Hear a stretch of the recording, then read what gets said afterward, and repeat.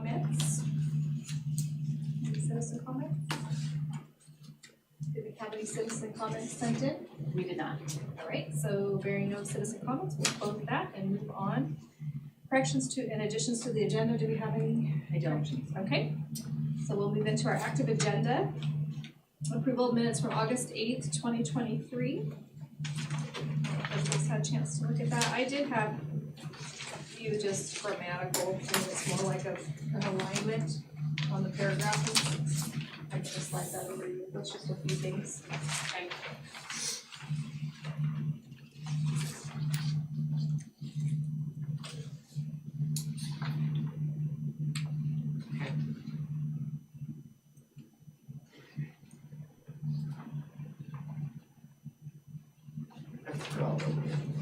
Yeah, it doesn't affect anything, it's just paragraph formatting. Yep. Yeah.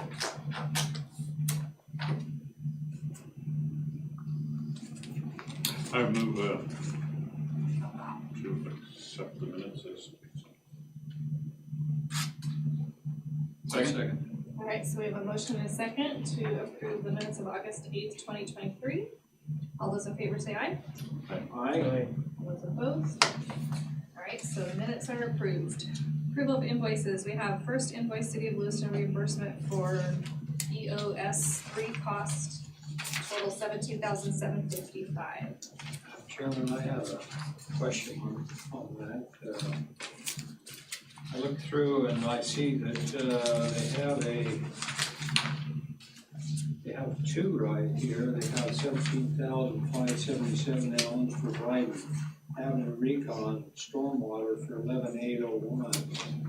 And they've included that in the check sent to the city. I just want to know how come that didn't show up in our. Because the city's not asking you to reimburse them for that one.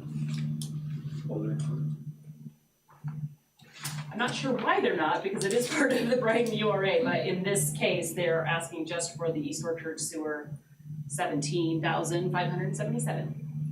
When I see they made a check out. Yes, they paid for the whole amount. This is the one that we discussed at the last meeting, where it was not originally part of the kind of pre-approval from the URA. And so this is the one that we brought up and said, are you willing to pay for this part of the project? And so that's why it's now on today's agenda. Well, I see there was page 10 was missing in there, and I thought, well, maybe that was. Oh, no, it's just for this 17,577. Yeah. All right, thank you. We need a motion to pay that one Yes, we do. separately. Yes, sure. I just didn't know if you wanted to have any discussion about this one since it was brought back. Yeah, you can do them separate or together.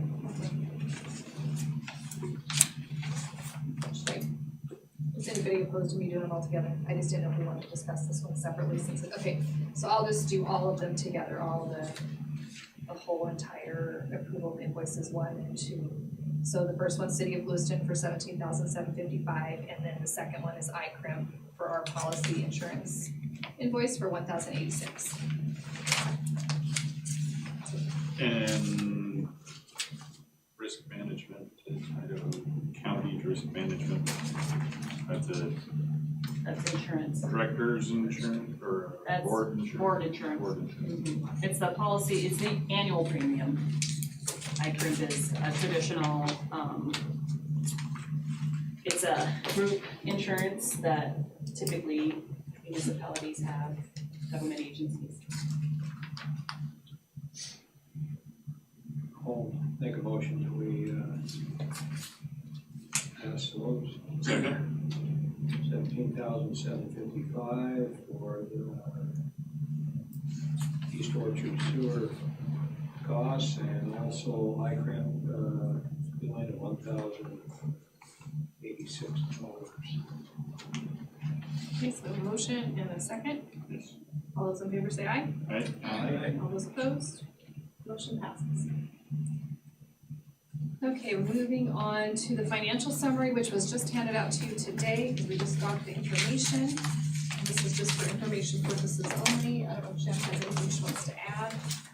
No, the only thing I would add is that there will be one more in this fiscal year. It'll be as of 9/30/23, and that one will show the bond payments that was made September 1st on the East Orchard sewer. That's in October. September 1, yeah.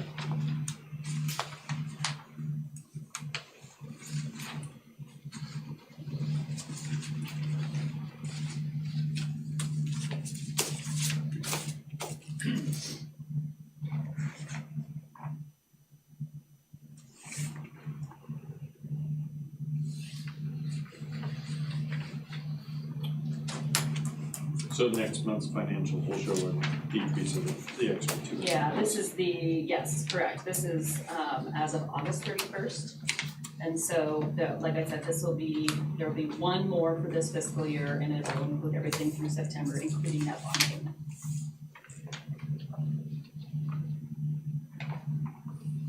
And these are just for your review. Information, yeah. Mhm. So. Any other discussion?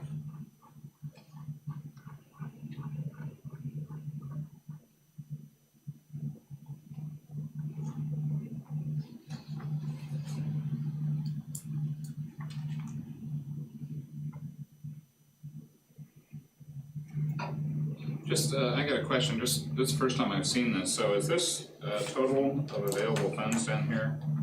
Is that for everything, or all RAAs? Yes, so that it's split up into the RAAs, and as you can see at the very bottom, Oh, so okay. there's, Yeah, it's I two got that balances here there, now. yep. Yeah, okay, perfect.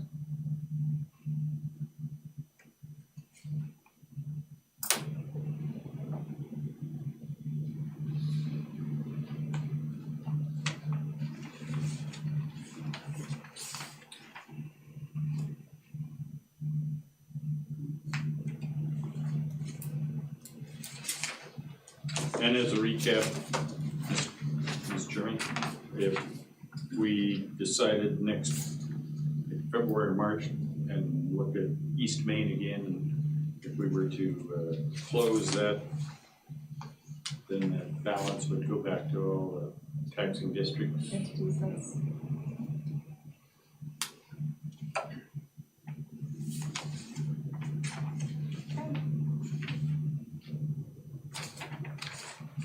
Any other discussion? All right, so we'll move on to the next item on the agenda, which is to review the draft engagement letter with O'Sullivan Legal, PLLC. There's a letter in your packet and his resume. So a couple of you board members are familiar with that. He is an attorney that has his own practice, and he represents the Lewiston Airport as well as the city of Pullman, among others. We knew that a couple months ago, our attorney had given her 3 months notice, and then I engaged with Elam and Burke and said, I know different URAs are set up differently. Some are able to use their city attorneys, some solely rely on Elam and Burke, and what is your advice? And at that time, the advice was given to, you really should have your own legal representation.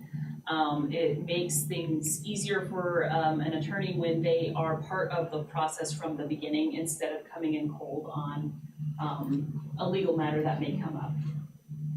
So Thad reached out to me, the mayor had told him to reach out to me, he reached out to me, we spoke about it. And I said, well, you can submit proposal and your resume, and that's what's before you today. It doesn't mean that you need to accept his proposal. You could, you don't have to do anything today if you don't want to. You can think about it, you can, we can ask questions of him and his availability. I do believe that he works for the city of Pullman on Tuesdays. And, so is he able to be here? Do we want him at all meetings? These are recorded, so it does allow you to do a little bit of catch up. if something comes up. Our revenue allocation areas currently are not in a state that we necessarily need a legal representation at the table. And so you can look at his proposal and think about, do we like this? How does this compare with others? What do we think? He seemed to be pretty open to what we needed from him. Mr. Chairman, how's the rate compared to our past Yeah, engagement? it's Same? No, it's about twice as much. Yeah, Jennifer Douglas was charging the URA half her rate. So, I look at it this way, if they're not needed here all the time, why do we need them here? I think when issues come up, the way we do it over where we are, then we have schedule them come in, that saves us money. Sure. And if there is an issue that comes up, we just move on and answer the following one. Mm-hmm. I think it will be difficult for the URA to find any local attorney besides Jennifer Douglas that has experience with urban renewal law. But having a background in both an airport and a municipality is, I believe, experience that can translate to urban renewal law. And I agree, this doesn't mean that we are gonna say we accept and we need you at every meeting. It's, like I said, two of you are familiar with him. I spoke with him, is this something that we wanna pursue? Or if you're not comfortable with going with just Thad, do you want to reach out to other attorneys and see what their proposals might be? It's really up to the board on how you wanted to proceed with that. And Sheila and Joe, you can certainly give your 2 cents on what you've seen from Thad. Yeah, I was going to toss that in, but I do want to say that I've had some dealings with Thad before I was on the airport board and then on the airport board, and I will probably recuse myself from the vote eventually. But I will say that I really enjoy working with Thad. It was more of adversarial initially when I was working with him before I got on the board, and in that regard we got along really well too. He's a total straight shooter. I think he does a very good job, very competent lawyer. I think I agree with him almost 100% of the time. There's a couple of times, with airport issues that I'm kind of looking at from an aviation perspective, and I don't necessarily feel like I've got to take his advice 100% of the time, but Sure. He gives his advice, and even though I might not have agreed with it, it's sound legal advice. It's just a matter of what kind of risk we want to take. For sure. He's going to be conservative on the risk side of Risky things. first. So I am, I love having him at the airport. I'm totally comfortable with him. I think that, I think he does make the airport meetings probably 80% of the time, even though he lives up in Spokane. Mm-hmm. And I think that we probably, in this one, from what I've seen, don't need him there every single time like we do at the airport. And to tell the truth, I'm amazed at how well he knows like FAA regs and Idaho law, because he's from Washington, but he's an expert at that stuff for the airport, and I'm sure he's an expert at urban renewal law also. The open meeting stuff he knows really well. He keeps us out of trouble at the airport, when we have a question about is this an open meeting violation or. One of the things he's ultra conservative about, just so you know, it's like the American Cruise Line. They had this big christening of one of their ships, and he was worried about everybody from the airport board going down because it might appear to be a meeting. Possible quorum. Right. Yes. And I'm kind of like, you know what, if it's like this ceremony and everybody shows up, we're not talking about airport business, we're just kind of celebrating. Yeah. I don't think that's how conservative he is, and that's fine. you know, I kind of disagree with that, but Yeah. I respect his opinion on it. I've So, worked for the government for over 20 years, and that particular thing there was a shift, let's say 8-10 years ago, and it was that, and it wasn't a thing before, right? If you were just gonna be at something, we didn't have to do this notice. And I don't know if it was change in Idaho law, or if it's just, yeah, no, this is just the safest way to go about it. So even with our training last week, we noticed for a possible quorum just because that's what we've been kind of advised in the past. And I think Joe makes a good point, you know, the attorney to the URA is an advisor. You are ultimately making the decision. And the attorneys tend to be very risk adverse, that's what they do. And they're trying to keep you out of trouble, if you will, and on the straight and narrow. So does the airport ask him to be at every meeting, or is it an arrangement like, we'll let you know? Or does he decide? no, he was doing that before I got on the board, Yeah. but I He's think they invited. want, yeah. He's invited and he can attend via Zoom. He doesn't necessarily have to make the drive. Yeah, I think he Yeah. prefers to. and that might be something that we can do as well. We do a lot of stuff prior to the board meetings, and I can speak for Thad. I've worked in law firms for over 15 years. I've worked with various attorneys, and Thad is very respectful, very knowledgeable. He's very easy to get along with and work with, and everything that Joe said is totally true. So I've enjoyed working with him. And I can't say that for every attorney that I've came across, but I do agree with him. He is more conservative. He's easy to get along with. He answers your emails really quickly, very knowledgeable. So I would highly recommend him, and I probably recuse myself from voting or, you know, having a Yeah. part in the decision too. But One Yeah, question, I recommend it, yeah. one comment. So does Pullman have a URA? Is that what his job with Pullman is, or is it just city?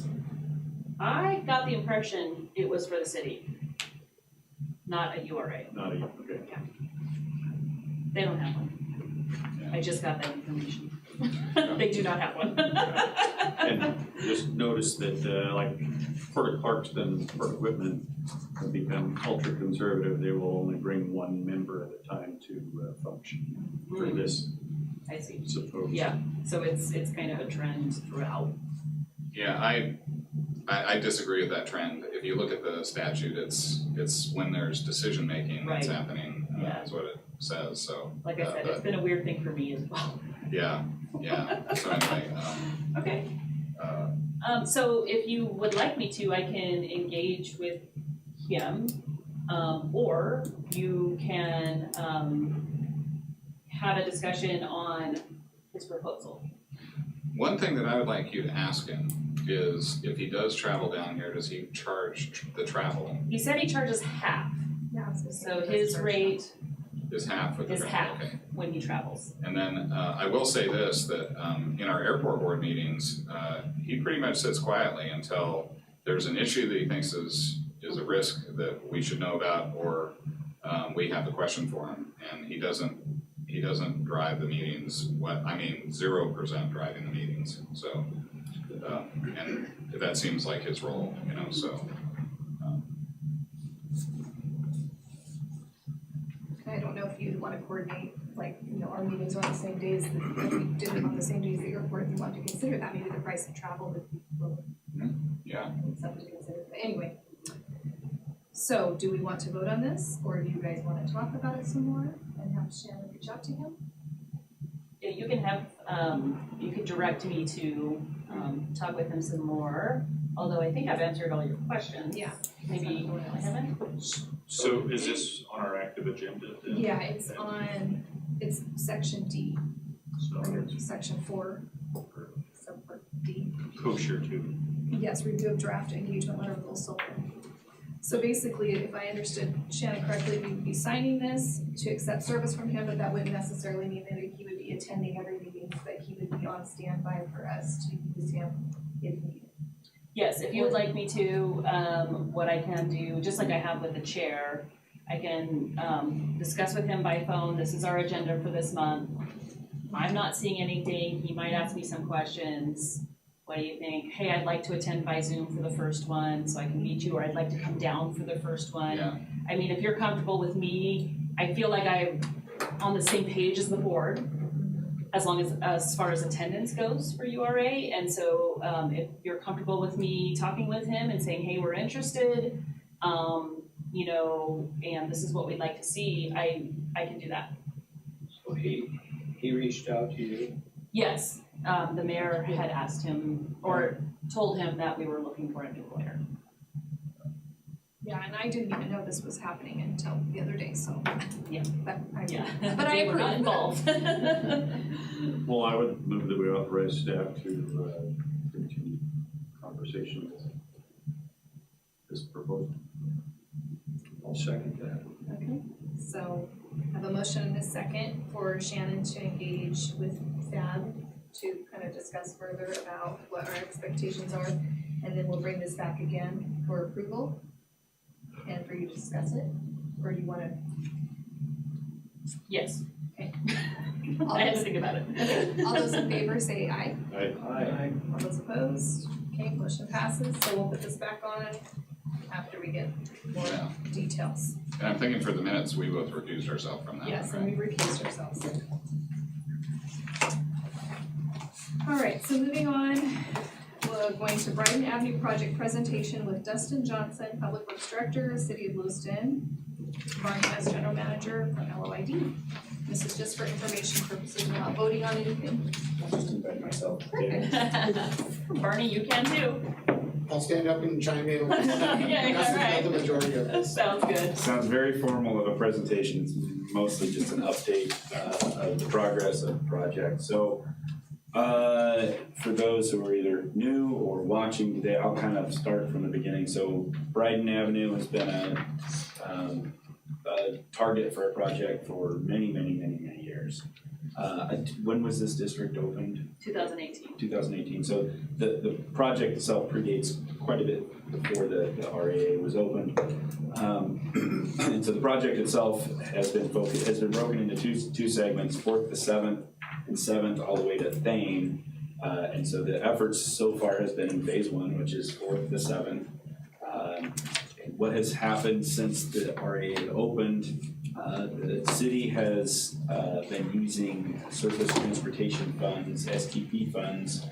They're allocated through the MPO, Shannon's second job here, administering that. So the city or the MPO has been funding the design for the phase 1, while the URA has been providing the local match for that. So that's been going on probably for about 18 months now, and the design is 95% complete, which is about as far as the design is gonna go, because you don't wanna go 100% because it may sit on the shelf for a period of time, and you don't wanna spend design money to update the plan specs and the details whenever it's completed or ready to go out for a bid. So 95% done. At this point, they're putting a bow on the legal forms and descriptions for right-of-way plans, because the section that they have designed is a full, that would be a 5-lane section, so 2 lanes on each side going east-west, and then a center turn lane. So kind of similar what's there, except for an extra lane. Sidewalk, no parking. There are some limited sections with boulevards, trees, stormwater, and then improvements to so this is Lloyd water, so that's why Barney is here this afternoon. So then in addition to that, from all the road work is the water upgrades, and so I'll let Barney speak to that when we get through this. So a significant portion of right-of-way is required for going to the full 7-lane section. Next phase will be to finish up those right-of-way documents and roll into environmental. I'm not quite sure how much is expected to be into environmental. It's an urban area, so there's expected to be some environmental justice and some depth in there. I don't have a lot of experience dealing with that, but the determination will be part of the wrap-up as far as right-of-way and environmental. We'll have a path forward on that early 2024. The expectation is construction will take a year from soup to nuts, so all the way down to the bottom with water. Well, that probably doesn't even include water. That's just stormwater, reconstruction, the subgrade, asphalt, sidewalk, and all the concrete work that goes with it. The updated estimates we have to date is $8.5 million for construction. roughly $330,000 for construction, engineering, and inspection, and then about $84,000 for ITD and LTAC administration. So that total for construction is $10.135 million right now. Right of way is slated for roughly $3.283 million, and right of way is a negotiation, so that's based off of current property appraisals and estimates that they put together.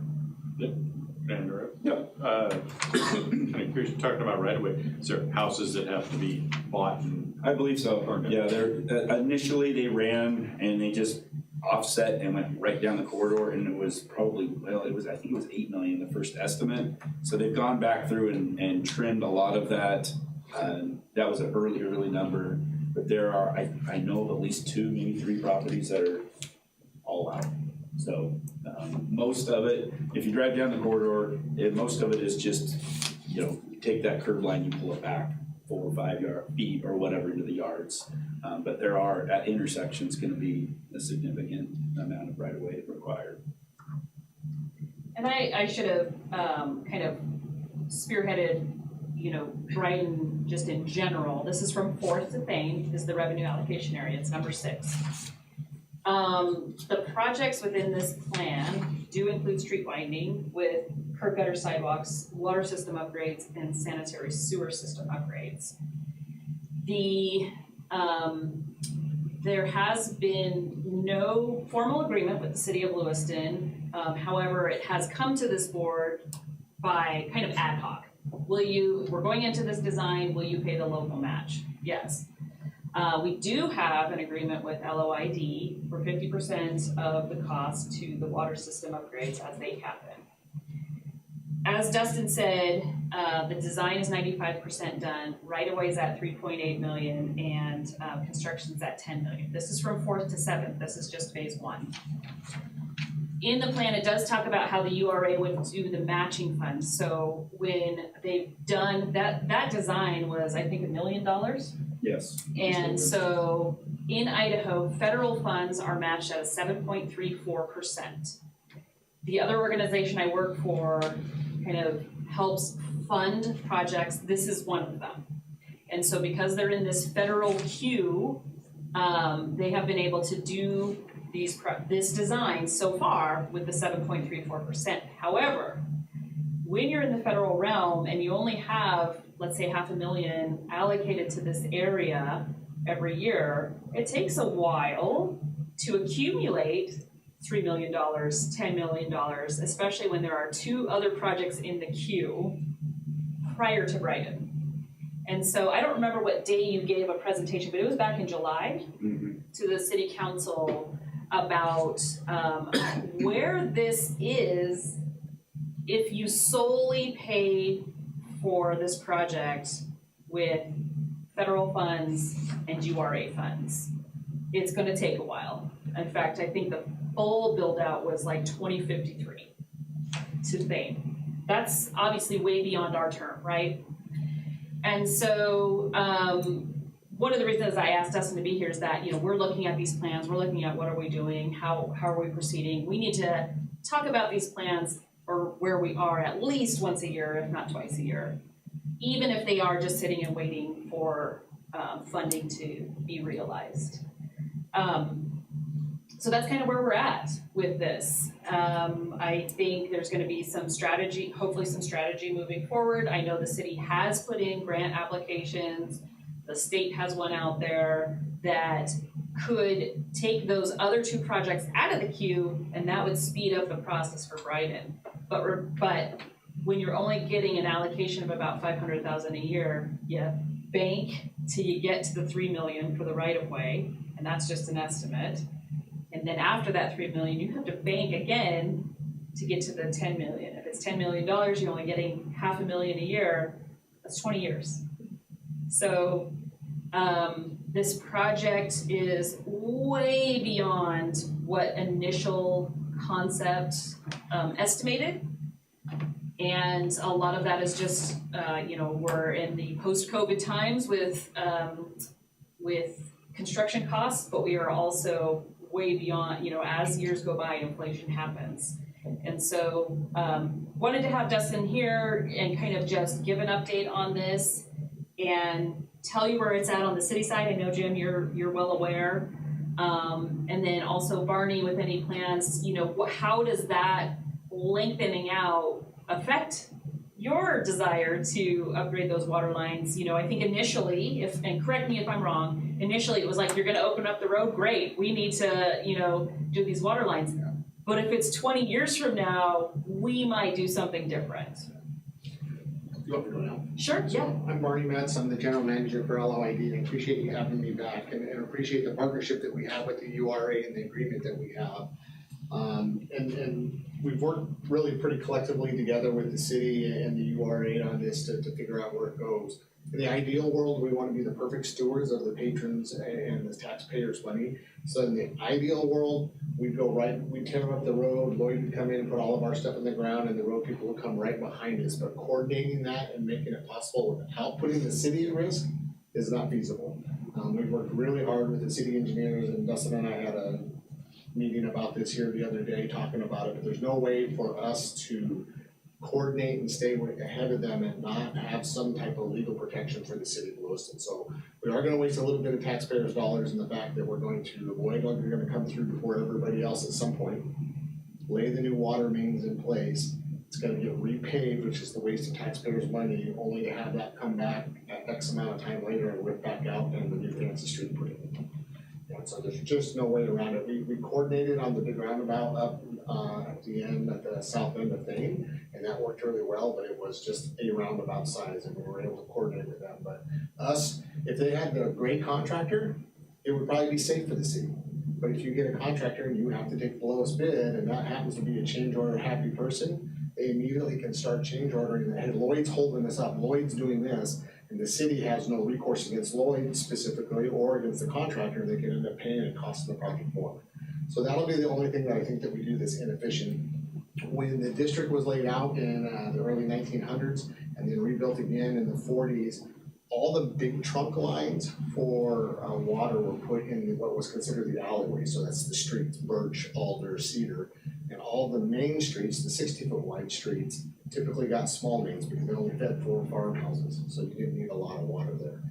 We're complicated. We have 2 water systems that we run. We have the domestic potable water system that delivers inside water to the house, and then the irrigation water. And the irrigation water are the lines that are big because that's where your heavy flows are through, and the domestic lines typically tend to be small. So as part of one of the issues that makes Brighton a blighted area is the fact that they have terrible water flows there, specifically on the fire side. So for redevelopment of that, and that's going to end up being the 3rd commercial corridor in Lewiston, you gotta have fire flows, otherwise you can't, they're not allowed to build new properties. And so typically one of the 2 issues that we see is there's not a lot of fire hydrants on Brighton, so you have a spacing issue, and then you have small domestic and small irrigation lines that were typically meant for 4 houses in 1 block.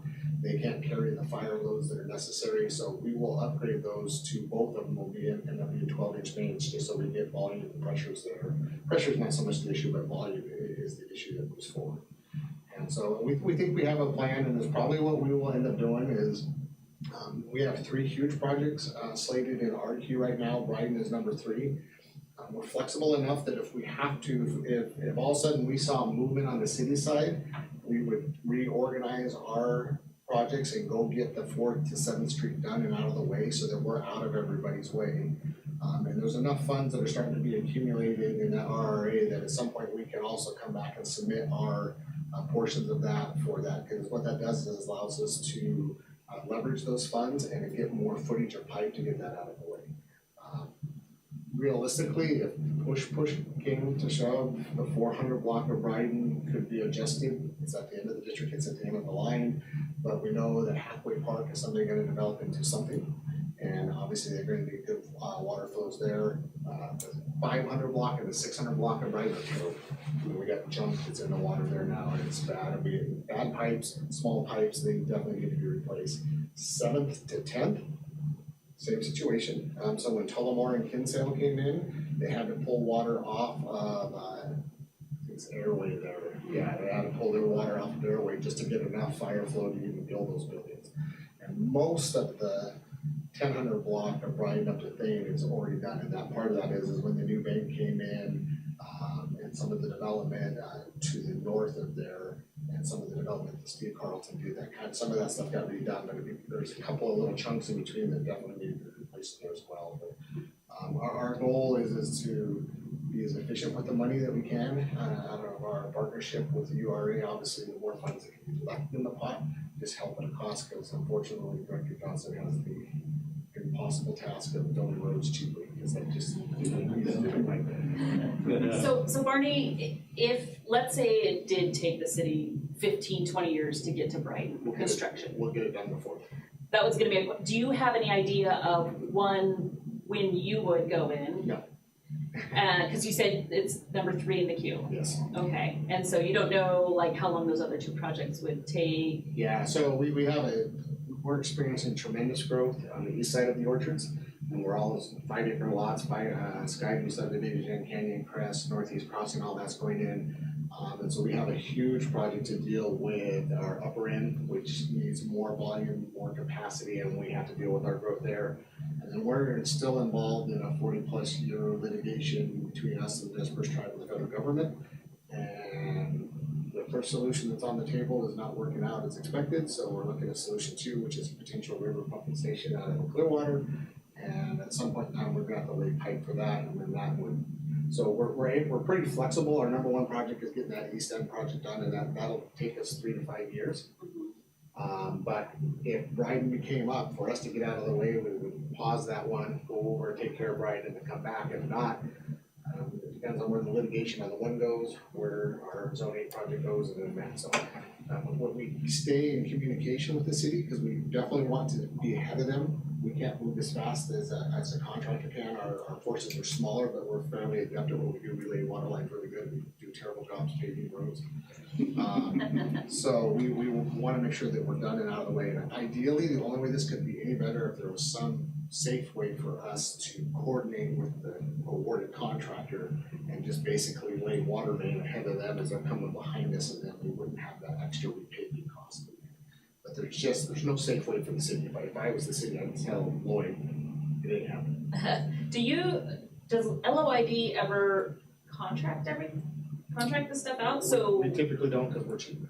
okay, because that, I mean, is it a scenario where when the city did it, if it could be done, you would? Unlikely not, because then it would take from our other pipe projects in there. So we still have our labor and equipment costs regardless if we're laying pipe or not. Okay. And so we'd have to figure out how to do around that, but because we don't have profit involved, because we don't have taxes involved, because we typically tend to be faster and more efficient at it, specifically at laying pipes, and we know our system. We tend to be faster that way. I mean, the city does a great job. They just experienced what we try to dodge, and that is on their big Main Street project as the contractor was going. Just find things as you actually start to dig. It's not on a map. You didn't know it was there, so now it's in another change order because you have to deal with additional costs that come through. Yeah. So Do you have an estimate on the cost from 4th, 7th, or 5th to 7th? I do. I don't have it here today, Okay. but we do have that cost, and it's in today's dollars. But Yeah, it'll we be can dependent inflate it on out. those, yeah. If I could get that, that would be good, I think, for us to kind of try and map ahead. Sure. Okay. Stand for any questions that you folks might have. Does fire flow, is that potable or irrigation water? So one of the nice things, so this is something that's nice, is typically you can't make it more water flow by putting 6 fire hydrants on a main instead of just 1, because you're pulling from the same source. But when you can put a fire hydrant on 2 different systems, they can add those together, so it allows it to do it that way. So most of the time it's gonna go on irrigation, because as we all know, anytime that you have a main break or you open up a fire hydrant and you increase the velocities in the line, it scours, and then you get the brown water, and then boy, it's a dirty rotten kid in the sandbox that needs to get kicked out, and everybody gets upset about it. So we prefer to have them on our irrigation side, but in some cases, we put them on the domestic too. Thanks. I got a question that is related, but not exactly what we're talking about. We're gonna go over the East Orchard sewer, and as we put those sewer lines in, and then they subdivide those lots down, will we need to coordinate with you so that do you have enough water for possibly the new houses that go in that are gonna be at a denser? Sure, so we are in contact with sanitary sewer for the city of Lewiston for COSD and for LOSD. 20 years ago, we spent a lot of time and effort doing this against each other. Nowadays, we walk very much hand in hand and communicate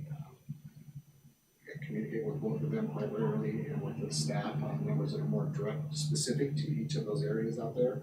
And we tend to coordinate pretty well across, so we attend, the city invites us to some of their meetings to attend about development and that, and we make sure that we're all on the same page in regards to the project. We just had one question come up here for potential annexation into the city of Lewiston. We just spent some time on this week, making sure that we were all on the same page. We used to get caught, so developers used to love to play us against each other. Lloyd said this in one meeting, and COSD said this in another, and the city said this, and then the county said this.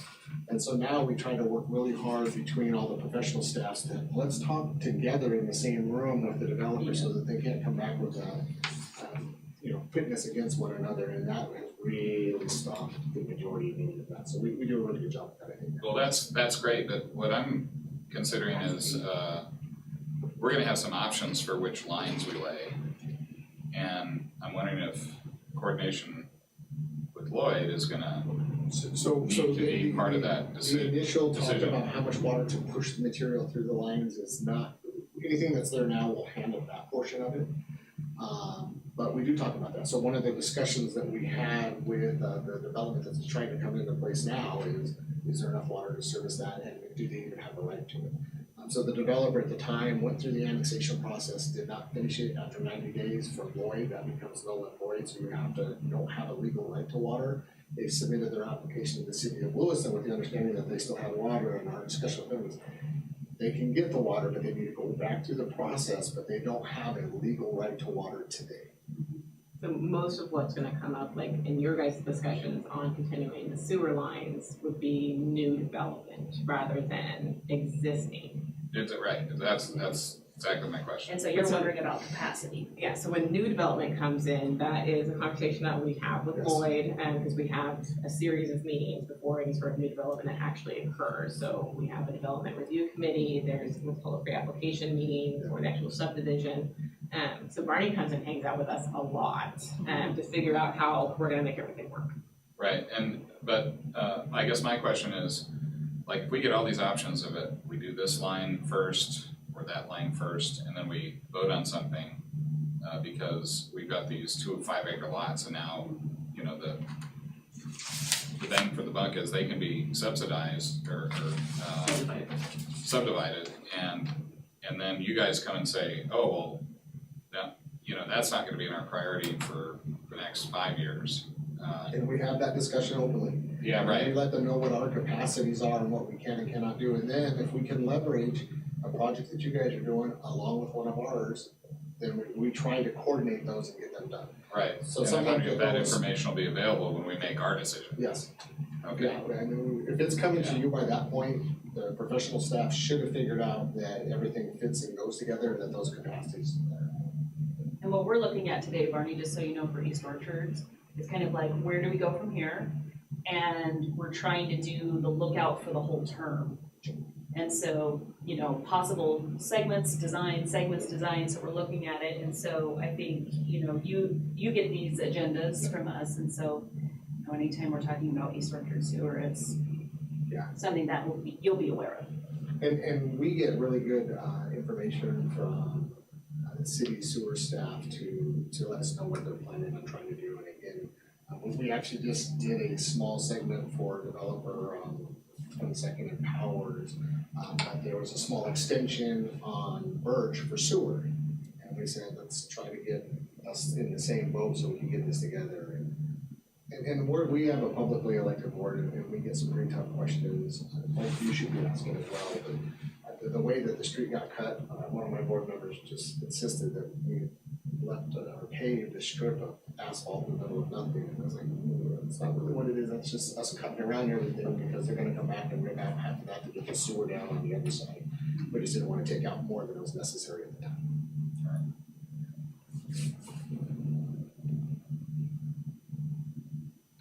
Perfect.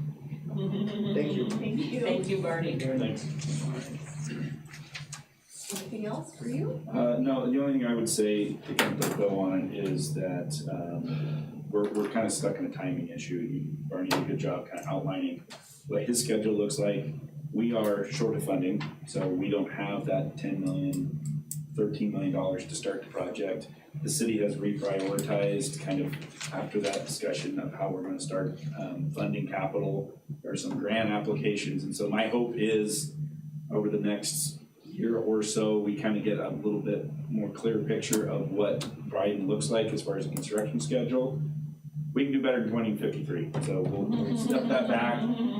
And I'm hoping, that, very rarely do I not hope for some money out of the sky, some federal grant that says, here, we'll build it all, because then that would put Lloyd and Barney in a pinch.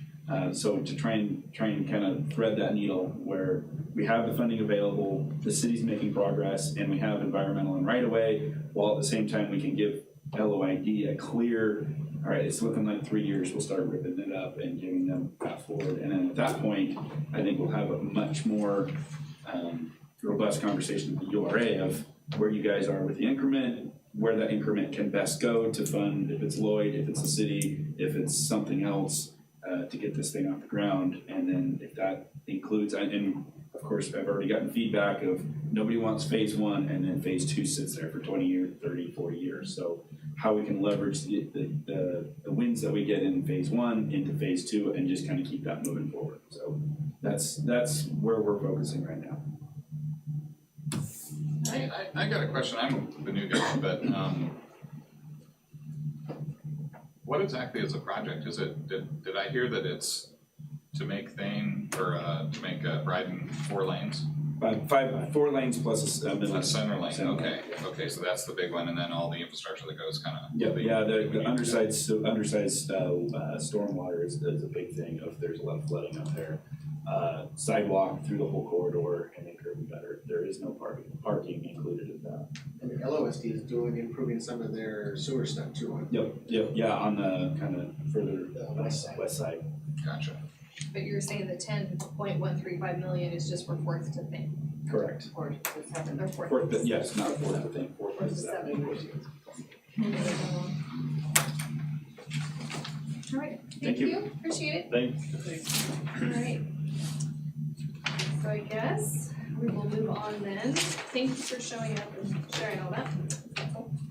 The next item on the agenda is the EOS 3 review Mountain Water Works design documents and possible direction on future projects. Yeah, so last month, we got some information from Mountain Water Works, and it was the design of 17, 18, and 19, and number 7. Yes. Oh, I can do it right here. I'm gonna switch it to your PowerPoint. 17, 18, 19, and number 1. Yes, and then number 7 was halfway, or about 30% designed. Started design work on number 7. So we were directed to come back and give some kind of a menu of options moving forward with what might the URA do from this point. And so Katie has a presentation here, and I can give you the mouse if you want to control it, or I can control it. Okay. Okay, so in the packet, I included kind of a overview of the spreadsheet that I've created that covers all of the remaining segments. And then I gave you a map that also has those segments. So we're gonna do a little review, and then what I just handed out, we're gonna talk about in the end, right? So we're gonna do a little review, start. I did not, okay, should I use the print? Awesome, okay. So in the plan for East Orchard Sewer, there's 4 primary goals. So these are what the board needs to keep in mind as we look at which direction we want to go with completing segments, doing design, that kind of stuff. So goal 1 is to provide primary sewer trunk main in the East Orchards located along a route that allows for maximum sewer service expansion in the future and provides existing homeowners with septic systems the option of a public wastewater system. The ultimate goal is abandonment of most of the septic systems that are existing out there so far, okay? Number 2 is to provide a primary sewer trunk main in the East Orchards located along a route that allows for maximum sewer service expansion in the future to currently undeveloped property both inside and adjacent to city limits. Number 3 is to provide public sewer to the East Orchard so that the development density can be increased beyond the current 1 house per acre that is allowed on septic systems. Increasing the density reduces the price each customer pays for the public services and utilities. And then number 4 is to help reduce the nitrate/nutrient and fecal coliform or E. coli levels in both the Lindsay Creek and Tammany Creek by reducing the existing and future use of private septic systems. So when the RAA was formed, there had been a nitrate study done on those 2 creeks, showing that they were approaching levels that are dangerous, basically, to health. So those are our 4 goals. We're gonna keep that up here as we go through looking at things. So phase 1 completed this little zigzag of green. This is our main trunk main. So it was 9,068 feet of trunk line. 66 people did sewer taps and connected to the system at that time. That is not all the people who could have. Those are the people who chose to pay the money and actually get onto the sewer system. So that's what happened with phase 1. So then phase 2 was this section right here. This is segment 4. So this was an additional 640 feet of trunk line and 13 sewer taps came along at that time. This phase of the trunk line does not go all the way across that segment of 4, which is along Cedar, but it is as far as feasible without doing a pump station. And speaking with Joe Kaufman, who usually attends to kind of talk about sewer, he's my sewer guru, he said that he believed that all except for maybe 3 or 4 of the properties that are along that stretch of Cedar would be able to hook into the sewer trunk line with like a grinder pump, which is a kind of a individual pumping situation to get your sewer out. So that's phase 1 and phase 2, so this is what we have completed. So then other development that has happened because of that sewer trunk line being available are Lindsay Creek Estates, which is right here. So this is Alder Avenue. So a portion of segment 10 has already been completed. This little zigzag one is Skyview Estates. Part of that is within city limits, part of it is outside of city limits. It is not actually in the RAA, but they did access the trunk line that went along powers to city limits to be able to service that development. And then the one that Barney just spoke about is 26, right here. And this is called the Heimgartner subdivision. So this is one where it was about a 4.5 acre parcel that had one little farmhouse on it, and like a mini farm or something. And a developer has purchased that and will be developing that into 11 duplex lots. And they are doing the extension of the sewer along 22nd, where that segment 26 is, and about 300 feet across, I believe it's 14, which is along Birch Ave. So that covers the boundaries of their property to service that development. So then, looking at the segments themselves, so you have, in your packet, I gave you kind of the front page of the spreadsheet I developed. So that looks like this. And it lists each of the segments, 1 through 31, and tells you, because we have a couple that are designed, so like 16, 17, 18 have been designed, 1 has been designed, 7 has a preliminary design, 4, like I put, is partially built, 10 also partially built. And then I listed the number of dwelling units that currently exist on each segment. You can kind of see overall what that looks like bit by bit. Now, the north. I missed that section. Might be on your computer, Probably on your, because I printed it. Oh, okay. it looks like, yes, it was by the page in front of the map.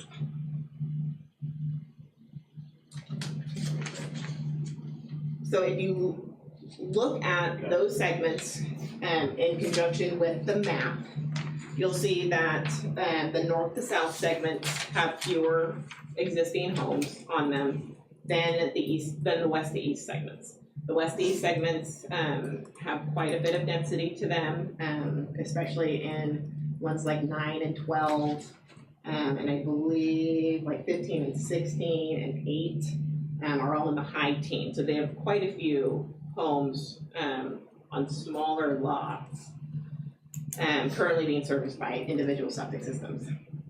The big worry with those west to east segments and the homes that are on them is that because a lot of them are a smaller lot size, so it's a higher density area, if their septic was to fail, they physically do not have the space on their property to put a new septic field.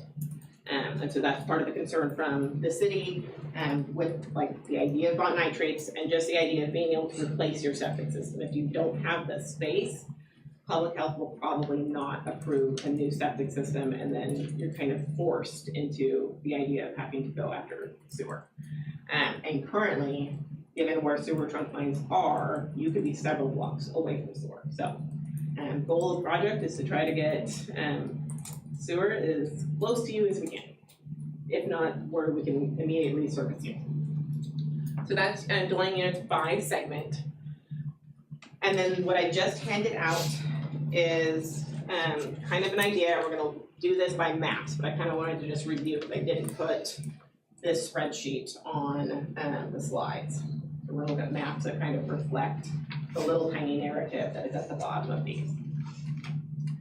So I went through looking at what we have currently, looking at kind of what makes sense design-wise to try to move across that RAA as a whole, and then I broke it into two versions, basically. North to south segments and then west to east segments. And now neither of these is perfect. This is just two ideas of a million that you could do. But they are ideas of how you might move forward with doing sewer lines.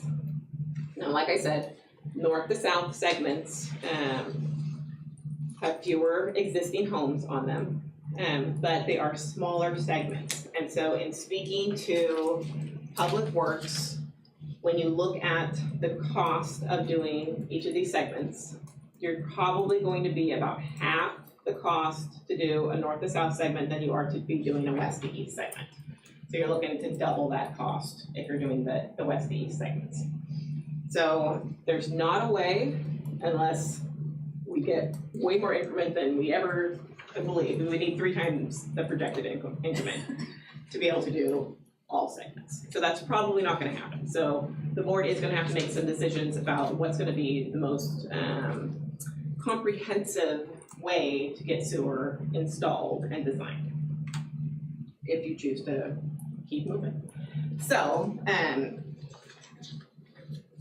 so 2 different segments. You'll see that we have the projection of what the estimated increment is. I left it alone for the entire duration of the RAA, so I didn't adjust it at all. We just went with the 620 the whole time. So there is, of course, the possibility that that goes up or down. And then, like Shannon had showed before, we have what our costs are, what our bond payment is. And then I went through and I did some kind of, pie in the sky estimates of what doing design and build would look like as you kind of worked your way down the line, right? So you'll see for like north to south segments, I have that we would do construction of 17, 18, and 19, so that's shown in blue. Green is what exists currently. The 17, 18, 19 is shown in blue. So you would do that, say, in 26. We need to save up a little bit of money. And so then maybe the next year in 27, you would design 20, 21, and 22. You would then go in and build out 20 and 21. You would then bankroll funds for a year, so you would save up that increment so that you would have enough money to be able to move forward again. So then you would design 23, 24, 25, 27 in 2030. You would then construct number 7 in 2031, again in the blue. You would spend 2 years bankrolling funds, so 32 and 33, we would bankroll the increment monies to save up enough. And then at 2034, we would look at constructing 23, 24, and 25.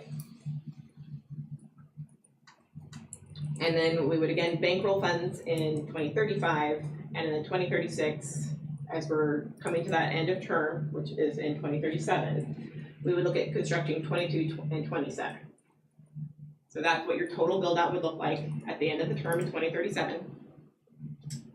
And you would have done, let's see, there's 25 homes on 17, 18, and 19. There are 8 homes on 20 and 21, 11 homes on 7, 12 homes on 23, 24, 25, and 9 homes on 22 and 27. But that would give you an infrastructure where if you had a developer come in and wanted to do something on these in-between sections, they would have sewer within a block on the sides of them that they could then extend to do their development. So that's one idea. West to east idea. So like I said, west to east segments are about twice as long as the north to south segments, so they're gonna be twice as much. They will also potentially serve more existing houses though, because there is a higher density that currently exists on those segments. So again, going with the idea, we already have these bad boys designed, and we would need that trunk line to continue down that north-south trunk line so that we could start moving to the east. So again, I'm looking at constructing 17, 18, and 19. That covers 25 homes. You would then design 9 and 12. In 2028, you would construct 7, blue line. That would cover 11 homes. You would then bankroll for 2 years, because you have to save up quite a bit more money to be able to do each of these segments. So then you would construct 9, see in the blue. In 2032, you would look at designing 10, 13, and 14. You would then bankroll in 2033. 2034, you would look at constructing 12 and 13, which would cover 39 homes. In 2035, you would again bankroll. And then in 2036, you would construct 10 with the potential to construct at least a portion, if not all of 14. You kind of end up with like a weird dollar amount that year. So I'm not positive how much of that area you could do, but we added it in there. And so 10 and 14, so 10 was 5 homes and 14 has 13 homes on it currently. So just a lot of things for you guys to think of, not them, all of them. And so then that's what your total build out looks like. So that gives you much more connectivity, you know, right here in this kind of central area of it. Not as much connectivity pushing out to that boundary. But again, it's kind of that idea of weighing number of homes that exist to being able to offer service that spans a larger area, with the idea that private development might pull in some of those in-betweens. Kate, I have a question. There's kind of a big trailer court or mobile home park So- in the middle. Is that on its own? It is. It is. That this thing? Yep. See how it's like circled? Yeah. So it is on its own sewer system, and that covers approximately, it's 50-some manufactured homes, and then that same sewer system covers like an L, that is a trailer park that is on Birch and 20th, I believe, or Birch and 21st. 21st. So those are covered by a separate sewer system. So that would not be part of what our sewer system would cover. It is on its own. Where's it go? It links into COSDs. It's owned by COSD. Oh. I'm not 100% sure how like it matches up with other stuff, but it is a COSD sewer system. I did confirm that with them. So I don't see on these two how many homes impacted on each segment. Is it, I know you were saying it out loud, but is it written somewhere? It is not written somewhere. I mean, So how many homes? you just have to go here, Oh, okay, because this has it listed. I gotcha. Hey Katie, man, this was a lot of work and a great plan. I'm really impressed. I'm curious, would there be any value in like, getting a survey of the homes and seeing who would pledge to go on the line. And then say, okay, well, if you get enough people, that might skew where we put the line. I know it'd be a lot of work, but maybe, but the other thing is, so you could do that and you could have somebody right in the middle, say they got their whole block together, but there isn't anything connecting on the other sides.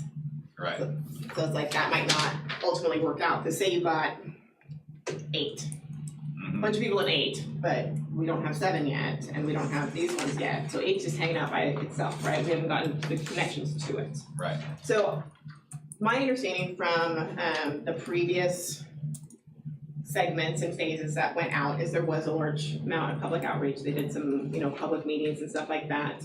There was a mailing campaign, those sorts of things, because they do reach out to the homeowners, because putting the taps in at the time that the main line is going, to do the tap to the property line, saves everybody a lot of money once you get to the actual connection part.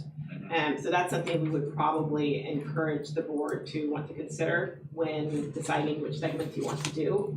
And then there would be outreach to the various homeowners on whatever segment to have their tap installed at the same time as the line is going in.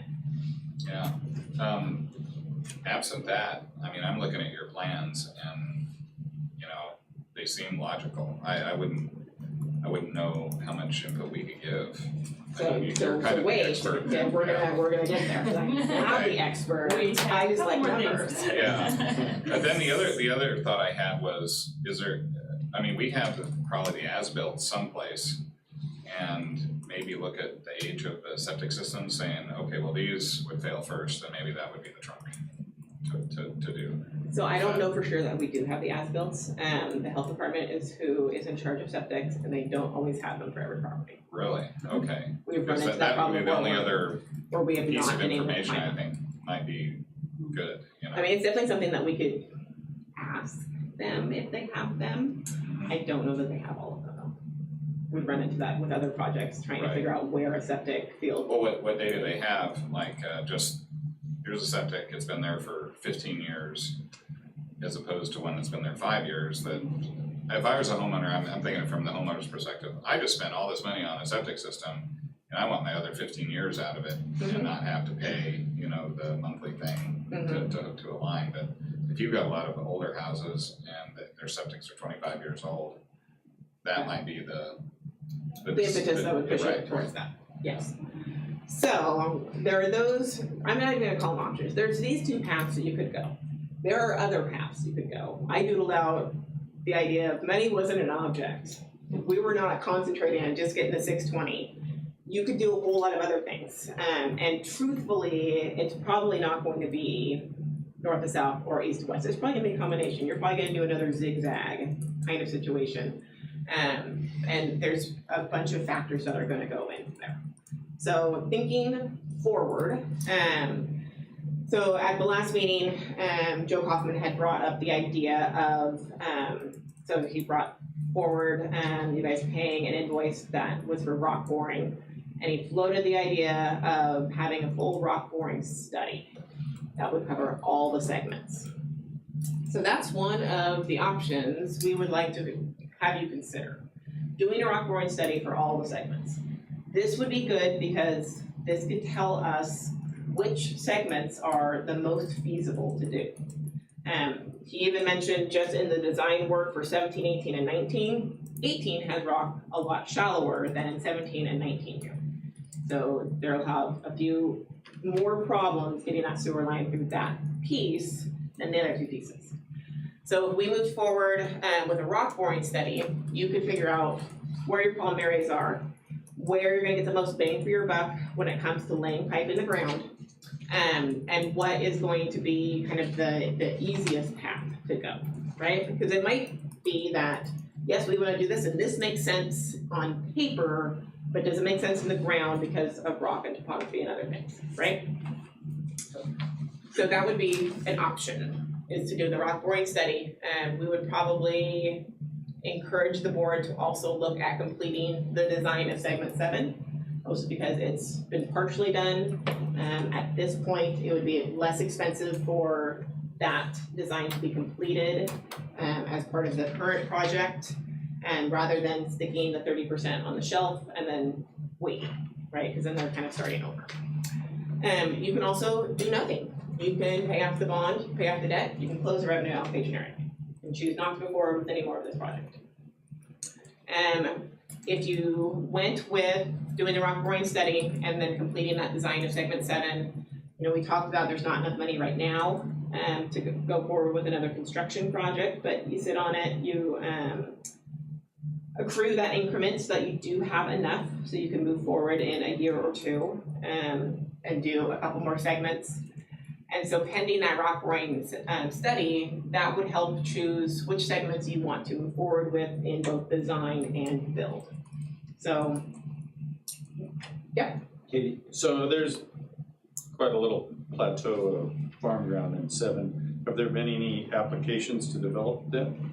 Or is there a current application to develop that area? Not currently, no. I did have a homeowner reach out to me. They saw the rock boring happening and got very excited that segment 7 would be next because they live on segment 7, and I was like, no, segment 7 is only getting 30% design. So just to recall, segment 7 with the last agreement had a 30% design, and Joe estimated it would be about $16,000 to finish the design of segment 7.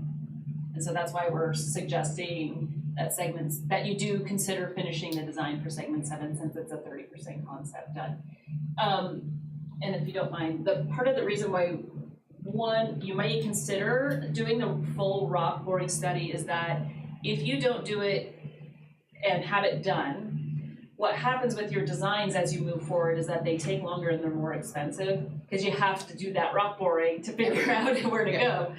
And so it makes sense to do the whole thing ahead of time because it helps inform you on these segments moving forward a little bit more holistically, a little bit more forward thinking than, well, now we're gonna do this one, oops, we ran into a whole bunch of stuff.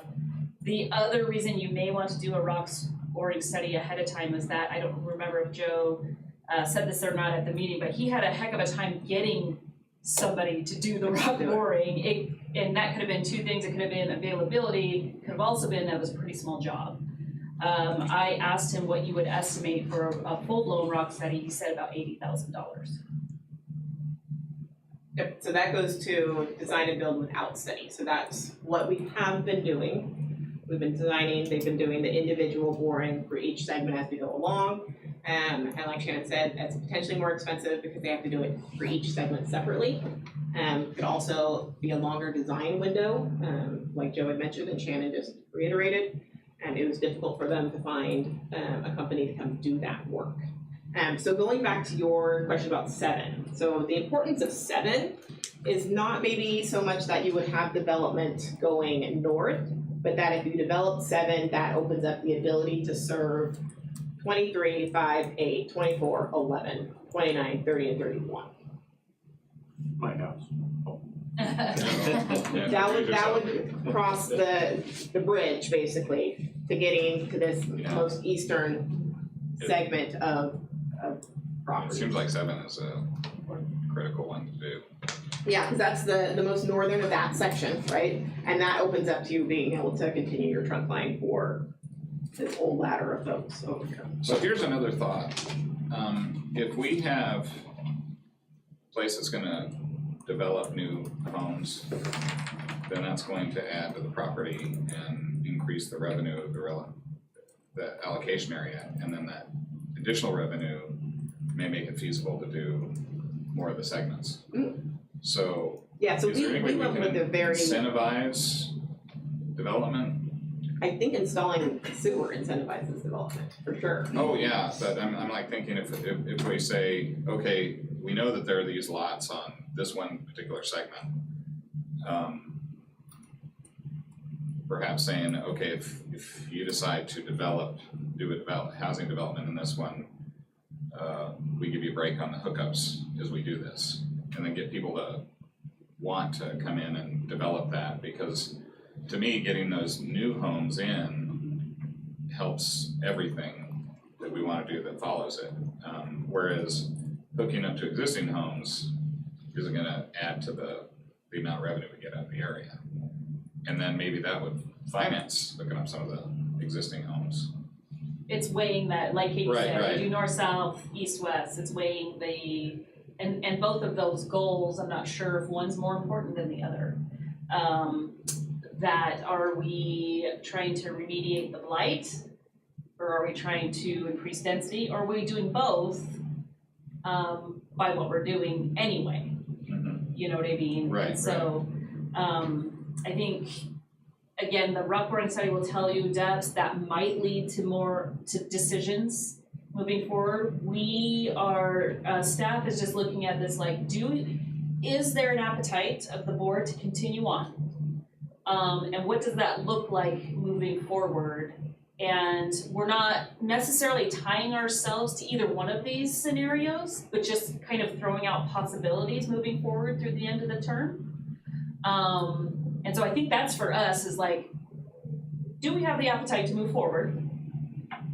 And if so, do we have the appetite to finish number 7 and explore the rock boring study, given that it will inform so much moving forward and speed up, take the time now to speed up the process later, essentially, is kind of what we're looking at, and then going from there. Currently, there's $848,000, there's $1 million, essentially in East Orchard's number 5, that does have the $628,000 held back. And so you do have $1 million. It's not quite enough to do 17, 18, and 19 construction. You're getting close to that. We internally were thinking about, well, how do you do this a little bit more strategically so you're not, okay, we're doing 17, 18, and 19, we don't talk anymore. How about if we construct and design concurrently so that we're moving forward in a faster, more efficient way? And that's kind of the scenarios that she was building there. So with the rock boring, I think the gentleman mentioned last time that if we did segment 7, that he could get 50% off if we tied it to another, but that wouldn't be like rock boring. So what he meant there, I believe, and Dustin might be able to correct me, but my understanding was because segment 7 was already at 30% design under this existing contract, to finish it out under this contract would be a discount, because if you were to start over, you have to build in all those costs of getting contracts together, and so it was just a way to finish that one out under the current contract. Does that sound right to you, Dustin? Madam Chair, just to answer, the way that the development works and the incentivization works is the developer typically wants more lots. And so to meet all the other cities' requirements for curbside walk gutter and whatnot, it's not that expensive for them to do their own sewer. So the Heimgartners is a perfect situation. They don't have a ton going in, but for them to get that denser development, they took on the sewer portion themselves to get that. So that you don't really even need to incentivize it. It kind of incentivizes itself to get the more lots out of it. Because had that lot been developed without sewer connection, they could have had 4 houses. And they're doing 11 duplex lots. It'll be 22. So last night I drove down 20th, 17th, 18th, and 19th, and I just couldn't really envision development. I mean, there's kind of nice houses, but on 1 acre type things, and so you pick up maybe a connection here and maybe a connection there, and I was really seeing. So there is only 25 along that stretch. But again, you can't do 9 and you can't do 12 without those, because you do have to go west to east. West. But I asked the same question. I was like, oh, well, can't we just go the other way? And they're like, that's not how the sewer is gonna work. It's like, Right, Just this is why I don't know anything. That's just the flow, so it's Yes. not like, Seems to me that we should do the rock pouring, because if we're gonna finish this, we need to know what's down there. Done a lot of sewers over the years, so that's important. I think the rock boring would. And I think if you're Well, you looking at guys want that, stuff. then you're opening up the avenue to where we can go. But, right now, it's, it's hearsay. Yeah, it'd be nice over here, it'd be nice to do this, but get the rock pouring done so we know what we're there. What's actually in the ground. Well, I don't really see the first option of doing nothing as good for the city or good for this organization.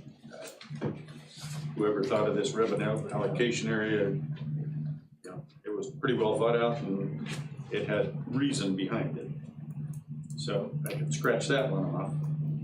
And designing and building without a study doesn't really make sense on the other side because of the rock cost. So kind of in the middle there, like Tom says, maybe we should need to be getting that boring study going. Yeah, to me, doing complete the design of segment 7's kind of, that's an easy decision, for me anyway. Yeah. So it sounds like from the group, because I agree completely with you guys, that we should do the rock boring study and complete segment 7. So this is an action item, so should we just vote on those two to get it moving forward? Sure. And I then, would move we do that. have a second? Don't say that. Okay, we have a motion and a second to move forward with the rock boring study and completing the design segment 7. And then we can take, when the design or the rock boring's done, bring it back and we'll revisit. Exactly, All those so, different once segments. that, work has been completed, I can come back, do a really similar presentation and show you what has been found. And so I'd probably be bringing Public Works with me, to give like the technical stuff, cause that's not what I'm good at. But then you guys can look at what those different options, if a certain direction makes more sense based on the information brought back by that rock boring study. We have kind of the foundation work done, we can. Yeah. Yeah, now it's easy to doctor stuff.